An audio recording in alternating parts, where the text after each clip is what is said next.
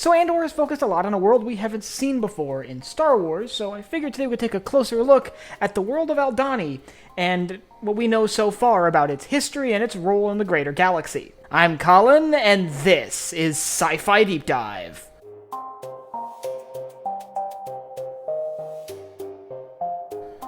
Remember, if you enjoyed this video, to head down below and hit that subscribe button. So for those of you who don't know the planet by name, Aldhani is the site of the glorious raid by the Rebel Alliance to steal a vast sum of credits from the Galactic Empire. This raid is going to have ripple effects across the galaxy and seems to already be strongly affecting the way the Empire handles its interactions with the civilians underneath them. But today we'll focus less on the raid itself and more on the location that the raid occurred in, and that's the planet of Aldhani. So the planet of Aldhani was, before the Empire arrived, relatively free, mostly populated by small roaming gangs of pilgrims and various religious fanatics dedicated to the religion that was practiced on that planet for thousands of years. But all of this changed sometime around 15 years before the Battle of Yavin, when the Empire arrived. Imperial forces rolled into the planet with the intention of turning the planet into a distribution hub. Its location within its sector makes it perfect to be sort of a site that construction material and resources come through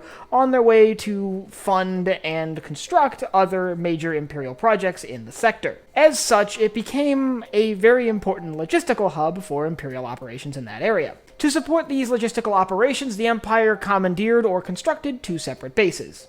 Let's start with the Alkenzi Air Base. The Alkenzi Air Base actually predates the Imperial occupation, with it having been there and been in use by some faction before the Empire arrived. However, when Imperial forces arrived on the planet, they commandeered the base and began modifying it for use by a garrison of TIE fighters. This garrison of TIE fighters became crucial for maintaining control over the planet, as they would perform regular patrols and keep rebel activity at a minimum. We also do know that this airbase is used as a garrison as well, so a small number of Imperial Army troops would be based there, along with the main garrison, which is at the second installation. The Aldhani Dam, also known as the Aldhani Outpost, is actually the primary facility on the planet operated by the Empire. Unlike the airbase, it wasn't there before the Empire arrived. The valley that it was in was home to a very religiously significant river, which was dammed up to allow the construction of this large fortress-like base, which served as the primary garrison for the planet. Deep within this base was a large storage vault for storing resources that were coming to and from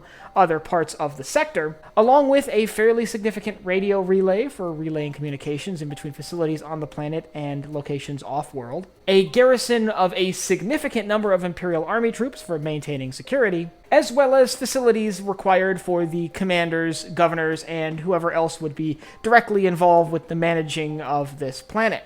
In an effort to maintain order, the Empire went to great lengths to suppress the local population, driving them from their native homelands to areas further away from Imperial facilities. This was likely for security purposes, since it would pose a risk to Imperial facilities were there natives and locals living super close by. However, while locals were driven out of the area and a lot of their facilities, including a very sacred temple, were torn down for the construction of this new Imperial outpost, they were still welcomed back into the area to witness the Eye. The Eye is a significant celestial event that occurred every 3 years, where the planet Aldhani would pass through a crystal belt within its own celestial system. As a result, the sky would be full of small meteors and meteorites as the planet passes through this ring of debris. It lights up the sky magnificently, and to the pilgrims and the people living on Aldhani, it became a sacred event.